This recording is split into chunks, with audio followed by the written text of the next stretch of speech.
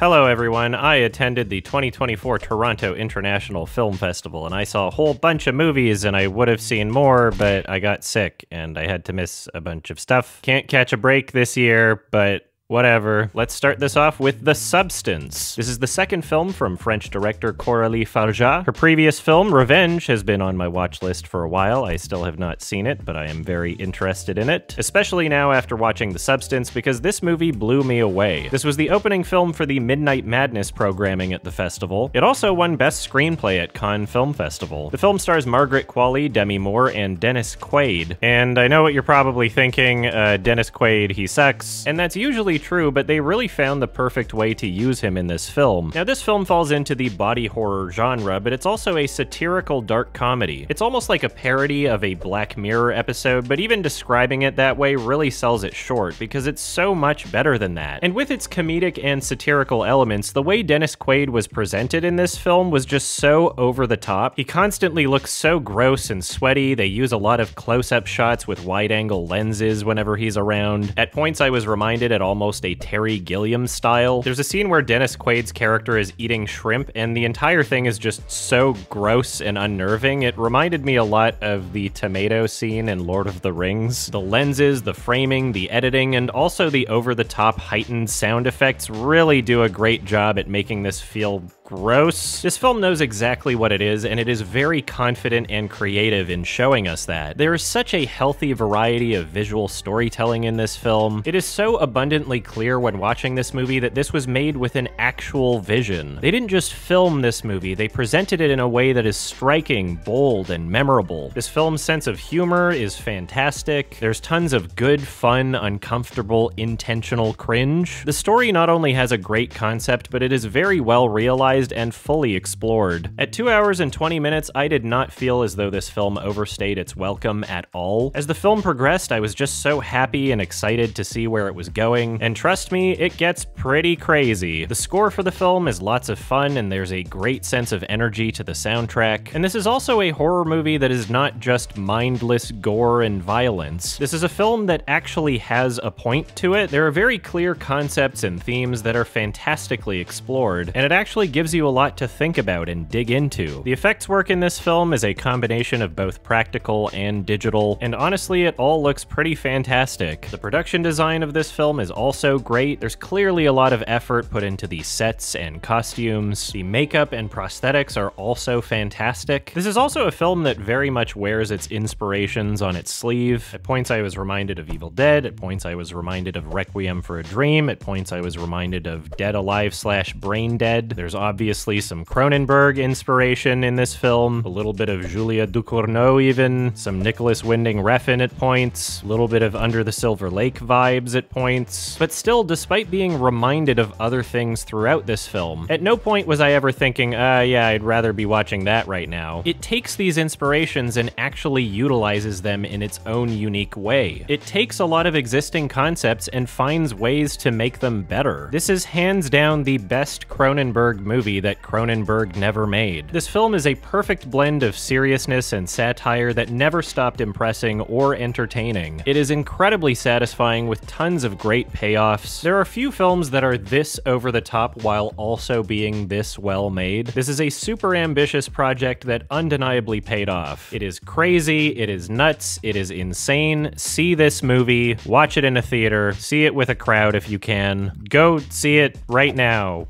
I'm telling you to do that. You're welcome. And I'm giving this one a 9 out of 10. It's a very high 9. It might be closer to a 10 than an 8. So we'll see what happens on a second watch. But this movie was awesome. Incredible. Thank you. Next up is Cloud from director Kiyoshi Kurosawa. This is the same director as Cure, Pulse, and Tokyo Sonata. Overall, I thought this film was good, but I do have quite a few issues with it. It's a 2-hour-long film where even though it is one story throughout, it almost feels like two distinctly different movies. There's a massive tonal shift in the middle of this movie, and it kind of feels conflicting. Basically, anyone who's seen this movie will tell you which half of the movie was their favorite, and the overwhelming consensus consensus seems to be that one half works particularly better than the other, even though not everyone agrees on which half that is. Personally, I preferred the first half of this film. It was very haunting and atmospheric, with a great tone and good sound design choices. The characters were interesting and watchable. It was really well shot. I enjoyed the music. The setup and concept was interesting to me. But as it goes on, it turns into less of a moody, atmospheric type film and kind of just devolves into mindless action. And unfortunately, it's mindless to the point where I stopped caring about the characters. I didn't care about anything that was happening. And it's not like the action was so great that I could just enjoy that on its own. The second half of this film made it very difficult for me to feel any sense of stakes. It was very tropey to almost like an anime degree. It's a film that feels like it's just not rewarding anyone for taking the first half seriously at all. After a while, it started to feel like every single character was a massive idiot. What was once so moody and tonally impressive just devolved into something that felt juvenile and childish and unserious. And it's not as if the second half of this movie is completely terrible. It just left me with the impression that I would have rather seen some of these exact same scenes, but just in a different movie where the story was more fleshed out and well realized. It got very dumb, and it was difficult to care about anything after a certain point. Still, like I said, I really enjoyed the first half of this movie, and even within the second half, it wasn't necessarily boring, just distractingly clashing. It was still very fun for much of the film, and it was mostly enjoyable, but this is definitely not the type of movie that I plan on ever seeing again. So check this one out if you want, and I'm giving this one a 6 out of 10. Another film I saw was Sad Jokes, directed by Fabian Stumm. Probably butchered that pronunciation, but who cares? This is a German film with Fabian writing, starring, and directing. It is very clearly low budget, and it really tries its best despite this. This film is very performance-driven and includes many long takes to help the actors build up the emotions over the course of the scene. The performances were probably the best aspect of this film because they were genuinely fantastic. It's decently well shot for what it is, although there are definitely some scenes where I found myself wanting something more. The biggest problem with this film is that it is just not very well structured narratively. In terms of story, the final product seems more like a first draft than a fully realized narrative. Like, sure, we get to see some really great performance moments every once in a while, but there's no hook. It genuinely felt confused, like it didn't know what it wanted to be or was trying to be. There's a mixture of funny scenes and dramatic scenes, and they didn't really mesh together that well. They felt like entirely separate entities rather than complementary pieces to a single story. At points, there were some meta elements to this film that were kind of interesting, but for the most part, this film was not very meaningful or deep, and it kind of gives the impression that it's at least somewhat trying to be. There's at least one instance of implied meaningful music that just wound up making the scene feel insincere, and unfortunately, I was just not very engaged for much of the film. It was kind of boring. It was more than kind of boring. It was pretty boring. Still, I respect this movie's ambition, and it was competently made from a production standpoint. There are great performances and great scenes within this film, but it really lacked the feeling that these were in service of anything overall. It unfortunately felt ultimately pointless. There were parts of this film that reminded me of kind of like a Ruben Östlund type joint, and during those points, I wished that I was watching one of his films instead. Regardless, Fabian clearly has some talent, and I'm looking forward to seeing them improve. With better connective tissue and a better sense of flow, he has the potential to make something really interesting. There are character relationships in this movie that I enjoyed, but just wish were more thoroughly explored. Anyway, if this looks interesting to you, then check it out, and I'm giving this one a 5 out of 10.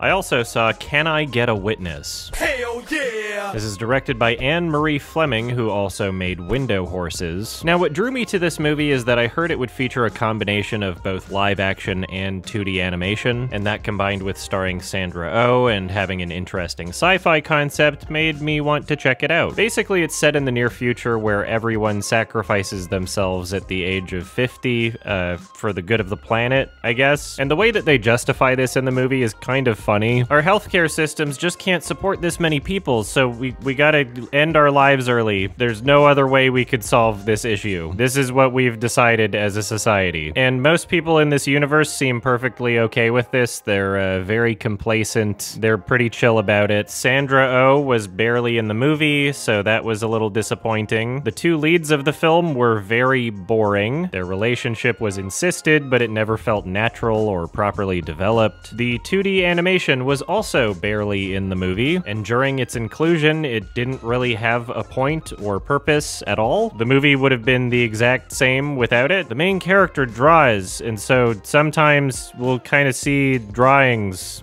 Cool. It's so infrequent and insignificant that 30 minutes of the film would go by and I would just completely forget that that was a thing. Like, her drawing didn't really come into play at all. It didn't really matter. It just seemed like a stylistic choice, but one that was barely in the movie and didn't add anything. This film is under 2 hours, but it feels so incredibly long and boring. The best moments of the film were when it was unintentionally hilarious from a cringe standpoint. None of the characters felt distinct in terms of how they were written or presented. Every single person just felt like actors reading a script. The tone of this film was awkward, insincere, and obnoxious. Throughout the runtime, they keep playing long-winded renditions of I Don't Want to Set the World on Fire. It honestly feels as though they played that song like 10 times. At about halfway through this movie, I was having a really serious get me out of here moment. I wanted to leave, and I was genuinely fantasizing about just walking out of the theater. Like, I could just do that right now. It would be great, but I toughed it out for no particular reason other than it's not like I could be watching a different movie, considering these are physical in-person screenings, and it was not worth it. It never is. It was a huge waste of time, and despite having an almost interesting concept, its exploration of its universe, characters, and themes was just so embarrassingly shallow. It was honestly just a bunch of pointless nonsense. Skip this one, 4 out of 10. I'm gonna forget about this pretty quick. And it's gone. What was I talking about? Oh, yeah, I also saw The Room Next Door. This is the newest film from Spanish director Pedro Almodovar, and it's also his first English-language feature. The film stars Julianne Moore, Tilda Swinton, and John Turturro. Tilda Swinton is one of my favorite actors, so I was excited to see what she would do with this role. Now, Tilda Swinton and Julianne Moore do a great job overall, but there are some scenes in the first 30 minutes of the film where their conversations feel a bit wooden or awkward. Perhaps this is to do with this being Almodovar's first English feature, I don't know, but for whatever reason, it wasn't an issue at all outside of the first 30 minutes, so I don't know. Tilda Swinton is such a great character actor, and I love the subtleties in her physical performance. Both of these characters have a great chemistry that develops over the film, even if it was a little clunky at first. This film is very music heavy, and it does work well for what it's doing. It not only helps to alleviate some of the dialogue issues near the beginning, but it also really helps with the overall flow of the film. This film is really well shot with great lighting. The plot and concept of this film does feel relatively familiar, but thankfully they explore it in a really interesting way. Basically, Tilda Swinton's character reconnects with an old friend after discovering she has cancer. It's a generally well-written and well-structured story that is both funny and emotional. It's not overly dark and gloomy, and it's a nice story with both heart and humor. This very much still feels like an Almodovar movie, and I generally really enjoy his work. This movie certainly won't be for everyone, but I found it to be a very nice, easy-to-watch film. I was never bored, and honestly, the runtime just flew by for me. So if this sounds interesting to you, then check it out. And I'm giving this one a 7 out of 10. It's a low 7. It's closer to a 6 than an 8. I also saw the new Mike Leigh film, Hard Truths. The film stars Marion Jean-Baptiste as a woman with a lot of problems. She is very high-strung and constantly finding issues with everything. She's constantly picking fights, and she gets into an argument with literally every character she interacts with, and that brings the film a very chaotic energy. It is kind of stressful, but also very funny watching her interact with other characters throughout this film. And this is complemented by a seriously fantastic lead performance. The way that this character is presented is kind of over the top, but also very believable. The characters in this film and the way that they interact with each other feel incredibly natural. It's a really interesting character piece, and there are tons of great scenes. The film is also very well shot with fantastic lighting and great framing. It honestly felt like a visual step up from other Mike Leigh films that I can remember. My biggest issue with this film is that over the course of it, it starts to feel a bit aimless and repetitive. At nearly an hour and 40 minutes, it really felt as though it was starting to overstay its welcome. Perhaps I was just yearning for a bit more of a narrative or arc. And even though it does kind of do some version of that, it's so far into the film that I've already kind of lost interest. Don't get me wrong, this is a really fun character, and it is entertaining to watch her endlessly yap and complain, but the lack of a strong narrative story is what's really preventing this film from feeling truly memorable for me. They set up such a great universe and characters, but it really felt like they just didn't really know what to do with them. Still, there's a lot of great stuff in this film, and even though I feel as though it didn't live up to its true potential, I really enjoyed it overall. So if this looks interesting to you, then check it out. And I'm giving this one a 6 out of 10. It's closer to a 7 than a 5. I also saw the new Sean Baker film, Anora. This is the same director as Tangerine, The Florida Project, and Red Rocket, and it also won the Palme d'Or at this year's Cannes Film Festival. Much like the other films that I just mentioned, this is such an authentic character movie. He always comes up with really interesting characters to showcase in his films, and the way that they're performed is just so genuine. Every performance in this film is absolutely fantastic, and the characters are very entertaining and feel very real. The filmmaking on display here is also very mature and superbly executed. The lighting and use of color is absolutely beautiful. I love the fluidity and the camera movement. The editing is also really fantastic. There are a few sequences that feature a lot of quick shots and scenes, and it does a really great job at showing passage of time. There are also plenty of really long takes as well. There's a great sense of variety to how this film is shown, and it never feels stale. It's also incredibly well structured. I love how the fun, chaotic energy builds over the course of the film. There are many memorable scenes that are hilarious and awesome, and the film's ending was honestly pretty incredible. The sound design in this film is effective and well thought out. It's just a really fantastic, incredible movie, and everyone should go see it. So check this one out whenever you can, and I'm giving this one a 9 out of 10. I also saw Megalopolis, the new Francis Ford Coppola film, and it was shit. It was terrible. I cannot believe how boring this movie was. I genuinely feel scammed. I feel tricked into having seen this film. And I was expecting it to be bad, but I was hoping for it to be funny bad. There was more than one person that told me that this would be like a $100 million Neil Breen film. And honestly, I would have loved that, but it was not. There are Breen-esque moments in the film, but they are very infrequent and few and far between. It's a bunch of nonsense. It's difficult to care about anything. It's kind of amusing that they thought they were telling a story, that they thought they were showing anything interesting or compelling or thought-provoking or anything at all, really. This $120 million film was self-financed by Coppola himself, so he didn't have anyone telling him what to do, and maybe he should have. The guy hasn't made a good movie in quite a while, but people are paying attention to this one just because of the buzz and the marketing and the controversies. Coppola said in an interview that he purposefully hired canceled actors so that his movie didn't seem woke, which is an odd thing to say because none of the actors in this are actually canceled at all. Like, some of them have had some controversies, but none of them are canceled. Fucking get Armie Hammer in your movie. Why didn't you cast Roman Polanski or your best friend Victor Salva? I wonder how it feels to be Adam Driver after those comments were made. Like, there's plenty of actors in this movie that don't really have any significant controversies, so for the director to say, I hired canceled actors, kind of makes it seem like you were canceled at some point. Like, people might start thinking that. That's kind of weird. The marketing for this film was nothing short of odd. Lionsgate posted a trailer for this film that they deleted the same day because it featured fake quotes from real critics. Basically, their angle was, hey, I know you've heard this movie sucks, but check it out. Everybody thought that Coppola's other films sucked when they came out. The critics are wrong. Don't trust the critics. It's actually a masterpiece. But the company that made this trailer obviously just asked ChatGPT for these quotes because it made them up, and it made it into the trailer. It wasn't fact-checked. It's crazy. Lionsgate actually apologized for this. And if you want to watch this now deleted trailer, just check this video out on the YMS Highlights channel. It's pretty funny. It's absolutely bizarre. And even if they weren't fake quotes, it's kind of insane for your marketing strategy to be so defensive out the gate. Like, it's not a bad movie.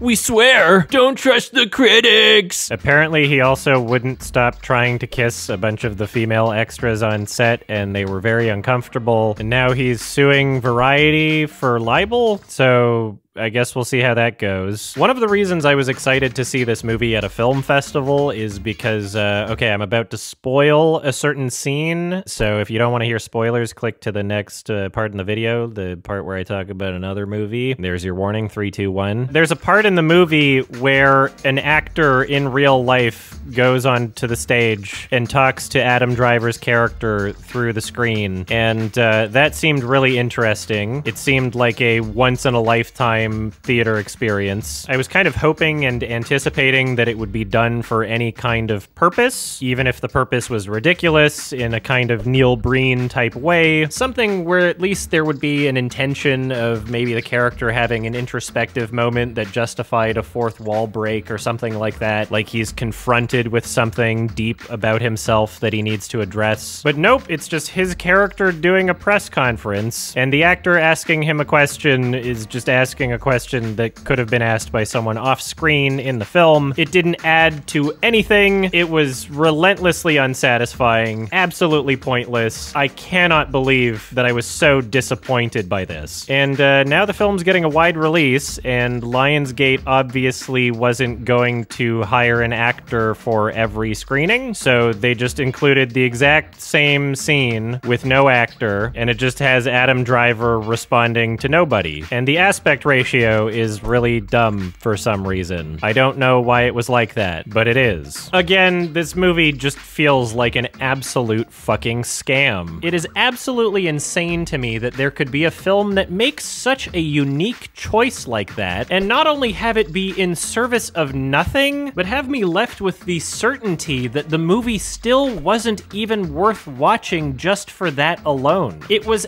absolutely pointless. It's not worth seeing even for that. Even for something so unique and weird. It's not worth watching. It is so fucking boring. It is a 2-hour and 20-minute long film that feels like it's over 4 hours. I wanted it to end many times, very badly. Get me out of here. I didn't do anything. Help me. Help me. The only entertaining parts of this film were the scenes with Shia LaBeouf, because he was terrible, he was cringe, funny, bad, he sucked. It was entertaining. Also, some of the Jon Voight scenes were equally funny and terrible. So yeah, maybe there's like 15 minutes of the movie that are fun to laugh at, but that's about it. Most of the wacky, crazy nonsense that appears in the trailer is also just in transitionary scenes for no reason. Everything is in service of nothing, and that should honestly be the film's tagline. This was an absolutely atrocious, embarrassing, pathetic attempt at a film, and I cannot believe that I was so disappointed despite my expectations already being so low. Do not watch this movie ever. It sucks, it's boring, it's not worth it. Holy crap, never again. And I'm giving this one a 1 out of 10. I also saw the new Luca Guadagnino film, Queer, and this is the second collaboration between him and writer Justin Kuritzkis. The two previously worked on Challengers, which came out earlier this year, and I really loved that movie. This film is incredibly different, and it's also an adaptation of a William S. Burroughs novel. Now, I already have some familiarity with William S. Burroughs, as Naked Lunch is my favorite Cronenberg film, so I feel as though the weirder aspects of this film didn't catch me off guard in ways that they probably would have if I had no idea who he was. And this is a very weird film. Do not go into it expecting Challengers, do not go into it expecting Call Me By Your Name. This is very much its own thing, and I predict that a lot of people will probably be upset that it's not something that they were expecting. The performances in this movie are fantastic. Daniel Craig is an impressive character actor, and he really nails his performance. His accent is, from what I can tell, absolutely flawless. Every single performance in this film is great, and one that really caught me off guard was actually Jason Schwartzman. I'm so used to seeing him perform his characters in very similar ways, so this one caught me really off guard. It's easily my favorite performance of his, and his character was really fun to watch. The music in this film was also fantastic. This is yet another collaboration between Trent Reznor and Atticus Ross doing the soundtrack, and I absolutely love just how versatile they are with the tones and vibes. They also worked on the Challengers soundtrack, but each film's score is very distinctly unique. There are also great choices for licensed music, and I absolutely loved the sound design. The visuals in this movie are beautiful and expressive and creative, and there are some genuinely incredible visual sequences, especially closer towards the end. Now, I absolutely love what this movie is going for narratively. I found it to be super weird and unique, but I can tell you right now that this movie is not for everyone, and there's going to be a lot of people that just simply don't connect with what it's going for. But if you like well-presented narratives that dare to be different, then I'd suggest checking this one out. It was awesome, it was haunting, it was compelling, it was absolutely bizarre. And I'm giving this one an 8 out of 10. I also saw The End from acclaimed director Joshua Oppenheimer. This is the same director as The Act of Killing and The Look of Silence, which are honestly two of the best documentaries ever made. If you haven't seen them before, please check them out, and I would honestly recommend seeing the extended director's cut for The Act of Killing. The End is Joshua's first fictional narrative feature. It is also a Golden Age-style musical, and it stars Tilda Swinton, so obviously I was very intrigued to see what this movie would be. Unsurprisingly, there was some pretty beautiful cinematography and imagery. They filmed in a real salt mine, and there's just so much to soak in visually in those scenes. The concept is interesting. It's about a family living in a salt mine because the world has ended and that's just their home now. There are also some pretty great performances throughout the film, but despite everything that this film had going for it, it really just did not work. This is a 2.5-hour long film, and over the course of the runtime it feels very meandering and pointless. It also doesn't really feel justified as a musical. Unfortunately, almost every single song just sounds the exact same, and they're not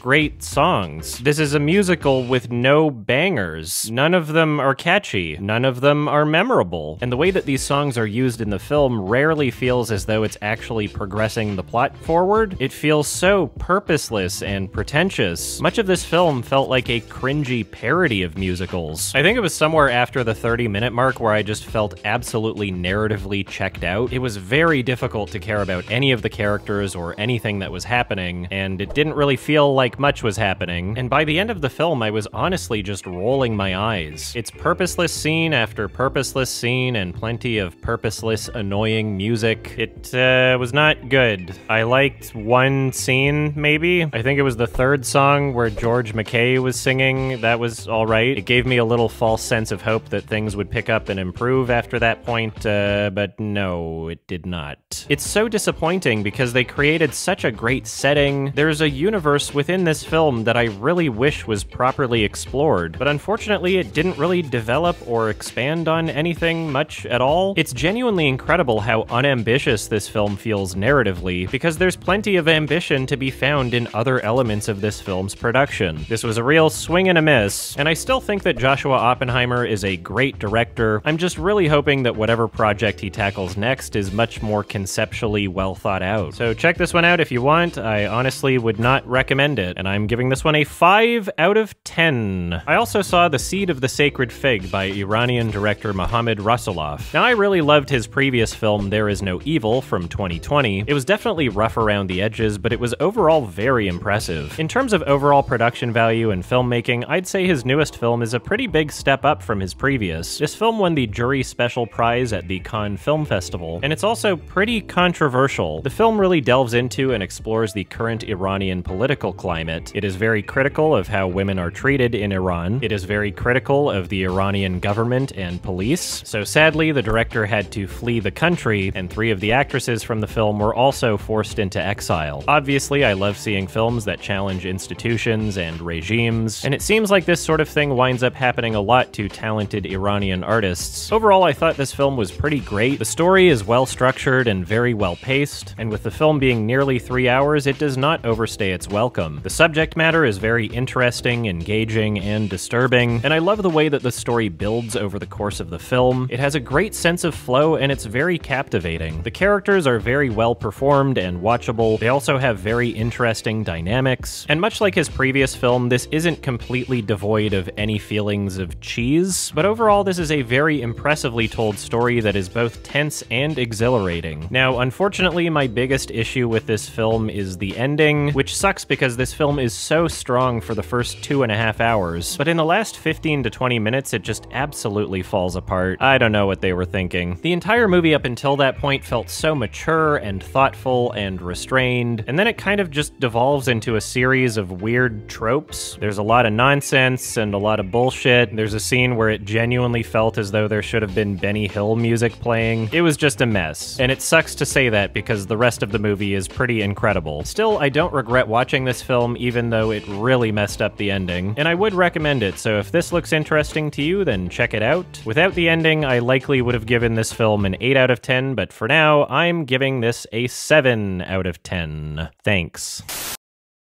I also saw the new Steven Soderbergh film Presence. Now, Steven Soderbergh has a very interesting filmography. He's a very versatile director with many different styles, and although not all of his films work for me, he's definitely someone that I'm always interested in keeping up with. This newest film of his is very interesting, and I absolutely love how it's essentially just one big experimental filming concept. This film is set in a house where a new family moves in, but there's a mysterious entity in the house, which is definitely a familiar concept. But what makes this interesting is that the entire film is shot through the perspective of this entity or presence. It's a really bold choice, and it works amazingly for the concept. This movie is filled with long, unbroken single takes, and although I'm sure many will be expecting a stereotypical horror movie like Paranormal Activity, this film is honestly more of a character drama, and it handles its characters very well. The way that these characters are distinguished and established is very well thought out. From very early into the film, it feels like we know so much about these characters in such little time. The strong characters in this film really help to sell the drama, and every performance in this movie is really fantastic. The sound design in this film is also really great. With the camera being the perspective of the presence, they made sure to have footstep sounds for other characters, but not the cameraman, obviously. And throughout the film, I never once saw any shadows or reflections of the camera operator. The film does a really great job at making you feel as though there is an actual presence, and you are seeing things through the perspective of the presence. The natural lighting also works great for the film, both practically and aesthetically. They also use the space of this home very well. I love seeing movies where it feels as though we actually know the layout of the location. There's also some really flawless special effects work, and surprisingly, the film's score works really well. This is the type of concept where I almost would have expected the inclusion of music to be too distracting or take away from the realism, but it actually complements the film really nicely, and it also helps to make this film distinct from other tropey, ghost-type horror movies. This is a film that actively breaks familiar tropes and conventions, and although I personally wouldn't consider this to be a horror movie, it is still very haunting. It is dramatic and emotional, it has a great sense of humor, and it's also pretty disturbing in ways that you wouldn't expect. Anyway, I thought this film was pretty incredible. It is very well made and very tight with an 85-minute runtime. So yeah, please check this one out. Just don't go in expecting a crazy traditional horror movie or anything like that. And I'm giving this one an 8 out of 10. It's closer to a 9 than a 7. I also saw Emilia Pérez, which is the newest film from director Jacques Audiard, who I very much enjoy. This is a very crazy story involving murder and Mexican drug cartels and sex reassignment surgery, and it is also a musical. And unlike Joshua Oppenheimer's The End, this actually worked really well as a musical. I was honestly pleasantly surprised to see this director adapt so flawlessly to the genre. Not only were there tons of great songs in this film, like actually really catchy songs, like actual bangers, but there's also incredible staging, choreography, editing, lighting, use of space, etc. The songs and the filmmaking both complement each other super well. There's such excellent use of camera work and location. Every filmmaking element is just so rhythmic and filled with expression. In terms of this being a musical, it is honestly super well executed. Each of the songs feel distinct, and there's an awesome variety of tone and genre, and the songs that characters are singing actually progress the story. And it is a very weird and unique story with complex and watchable characters. Now that being said, I really feel as though this film should have been shorter. At 2 hours and 10 minutes long, there are definitely some sections in the middle that felt pretty slow, but overall this was a very fun and engaging movie with some fantastic shots and sequences. So if this looks interesting to you, then check it out. And I'm giving this one a 7 out of 10. It's closer to an 8 than a 6. I also saw the new Thomas Vinterberg miniseries, Families Like Ours. Now typically when I see a miniseries or anything television listed on the programming for film festivals, I tend to just wait until they're available at home, because usually they only screen a couple episodes as kind of a sample. So I was pleasantly surprised to see that TIFF would be screening the entire 7-episode miniseries over the course of a 6.5-hour-long screening. And I figured, hey, I've never done anything like this before, and I love Thomas Vinterberg, so why not? No one's gonna stop me from leaving after a few episodes if I'm not into it, so there's not really that much of a risk here. Plus, there are plenty of other television shows that I've binged for longer. Anyway, I'm happy to say that not only did it hold my attention over the course of the entire screening, but it was actually incredible. The series takes place in a not-too-distant future where rising water levels severely impact Denmark to the point where its citizens have to flee the country. In concept, it almost seems like a disaster show, but it is so much more thorough and intricate. I absolutely love just how much detail goes into the world building of this show. The way it's written and presented, you can really tell that they put some serious thought into what would actually happen in this scenario. It thoroughly covers the political and economic implications, while still remaining grounded in a very personal story with an incredible cast of characters. Each character is not only unique, but very properly fleshed out. They each have their own conflicts and struggles, their own goals and desires. There is so much going on in this show, and it is seriously impressive just how well they're able to tie all of these different ideas together. It's seriously great at building tension, and there's a nice sense of slow burn to this show. The buildup of emotions over the course of this series is really intense and incredible. From a filmmaking standpoint, this is also fantastic. It is super well shot and never feels stale. It is very consistently well made throughout, and it feels like one of his movies. The musical score and sound design are both great, they're very complimentary, and the performances in this show are absolutely stellar. Every element of filmmaking in this show combines to create a really gripping and intense drama. There's a strong sense of empathetic storytelling, and there is so much to feel from these characters. By the end of the series, it genuinely feels as though we've been on an actual journey with these characters. I was absolutely sucked into this show. It was very well paced, super well presented. Personally, I feel as though this is as good as his best films, and it might honestly be his best work. I guess I'll know for sure once I watch this a second time, and I am very excited to do so. So please check this one out whenever you can. This was an absolutely incredible production, and I'm giving this one a 9 out of 10. It's a high 9. It's closer to a 10 than an 8. I loved it. This was awesome. And that does it for everything I watched at TIFF, but before I end this video, I want to give a shout out to Midnight Dankness, which is not officially a part of TIFF, but one of the programmers from TIFF, Peter Kaplowski,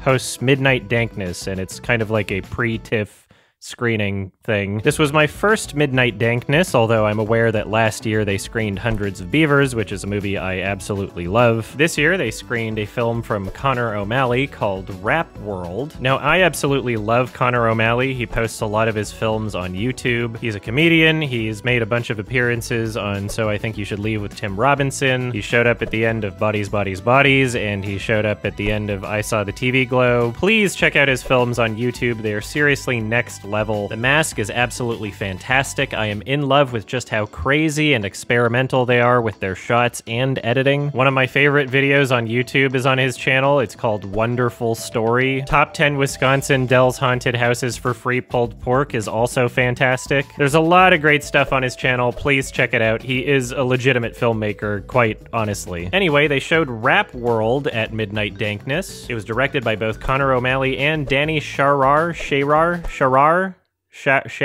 I don't know, but Danny is also responsible for the editing in a lot of Connor O'Malley's films like The Mask, which is a huge important role because the editing brings out so much of a voice in these films. This is basically a mockumentary where a bunch of wannabe rappers film themselves trying to make an album, and much like their other films, this is very ironic and satirical. They have created very bizarre and flawed characters that are really fun to watch. It was very entertaining. There were a lot of great gags and moments that were especially fun to watch with a crowd. I guess my one issue with the film is that it does feel a little long for what it is, and it's only 57 minutes, but it is relatively one note. However, this film more than made up for that with the ending, which I won't spoil, but I will say was absolutely fucking hilarious. It was the right choice, it was perfect, it was incredible. I would definitely watch this again. I hope it shows up on YouTube or somewhere. Please check out Connor O'Malley's other films. I would say start with The Mask, and I'm giving Rap World a 7 out of 10. It's a low 7. It's closer to a 6 than an 8. The other major screening at Midnight Dankness was for two films by filmmaker Matt Farley, Local Legends and Local Legends Bloodbath. Basically, these are autobiographical, documentary-ish films showing Matt Farley making a bunch of shoestring budget comedy horror films over the year. And when I say shoestring budget, I mean the actors are just his family and friends. But wow, is this guy such an interesting character. He talks about how he managed to exploit the algorithms on Spotify. He's made tens of thousands of songs where he focused on the search terms that people might be searching. Like, unironically, if you go on Spotify right now and search your first name and the word poop, you will find one of his songs. He makes songs about poop and toilets. He makes songs about random celebrities. There's one where he just talks about Jeremy Renner being probably a cool guy or whatever. He gamed the system, and he's doing very successfully because of it. He also just shares his own phone number publicly, and he explains that he does that because people would talk about it, and that gives him more promotion, and here I am talking about it, so I guess it makes sense. People call the number, and they are surprised to find out that it's actually him, and then he'll write a song about them, maybe? I don't know. That's what he said. Should I just call him right now?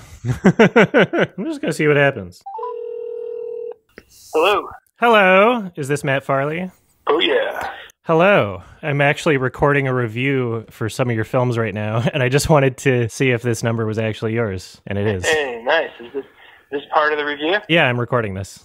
All right. Hello. Hello, everybody. What, do you do, like, video reviews? Yeah, it's on YouTube. YMS. Great. Which movie did you watch? I watched both of the Local Legends, and I also watched River Beast. Nice. Yeah. Is this your first time watching any of our stuff, or what? Yeah, I saw it at Midnight Dankness, and that's how I was introduced.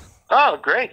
Nice. Yeah, that was a super fun night. Okay. Well, I guess I'll let you go, but I'll poke you when the review's out, I guess. Yeah, well, knowing me, I'll probably find it before, like, within seconds of you posting. Okay. Thank you so much. Power to you. All right, bye-bye. Bye. That was kind of funny and surreal, but yeah, it's a part of his shtick, I guess. I hope I don't ruin this with the size of my audience, but, you know, it's promotion for him. I'm sure he's well aware. So after watching Local Legends and Local Legends Bloodbath without having seen any of his other films, I asked April from the No Such Thing as a Bad Movie podcast which ones to check out, and she recommended Don't Let the River Beast Get You, so I recommended that on my podcast Sardonicast, and you can hear Alex and I talk about that right now. I guess it's out for patrons and members. It might be out publicly by the time this video is out, actually. You can actually watch along to the movie with me on the YMS Watch-Alongs channel. It is a very fun, very cheesy movie you can watch socially with your friends, and it looks like they're actually still doing theatrical screenings for it in random cities, so if you can catch one of those, I would highly recommend it. Very cheesy, very campy, very fun, lots of character, a great sense of humor. Matt Farley is definitely a unique voice, and more people should be aware of him. As for Local Legends and Local Legends Bloodbath, I initially gave them a 6 out of 10, but after letting them sit for a while and checking out one of his other films, I think that they deserve a 7. So please check these out. And I'm giving Don't Let the River Beast Get You a 6 out of 10. Probably a high 6 out of 10. It was very enjoyable. Go see it. It was great. Thank you. And if you like physical media, it looks like there's Blu-ray copies of a bunch of his films still available for sale, but they're very limited, so get them while you can. So yeah, that was a pretty great first Midnight Dankness. I was very entertained, and I absolutely loved experiencing genuine outsider art. As for the actual TIFF programming, there were obviously tons of really fantastic films. It sucks that I couldn't see everything I wanted to this year, but I still had a great time. So stay tuned, and I will definitely be attending TIFF in 2025. Thank you for watching. Bye-bye. You'll get it eventually. Just keep going. Keep trying. Do you need to sharpen that axe?